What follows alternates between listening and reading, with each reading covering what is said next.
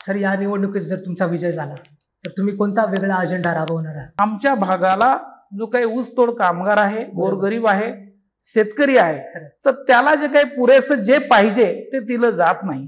तर पुणे शहरामध्ये MIDC Chakan phase 1, 2, 3, 4 अशा पद्धतीने त्या ठिकाणी कारखाने काढले जात आहेत आणि याचा संपूर्ण लोड त्या संपूर्ण शहरावर येतो. आणि मग काय होतं की रस्ते जे आहे ते अपुरे पडतात, पाणी अपुरं पडतं. मेट्रो सुरू करणं, हेच जर इंडस्ट्रीचं डिसेंट्रलायझेशन केलं, विकेंद्रीकरण केलं, जर खेड्यात तुम्ही घेऊन गेलात तर खेड्यातल्या लोकांनाही त्या ठिकाणी रोजगार मिळेल. शहरावरचा जो वाढता ताण आहे तोही कमी होईल.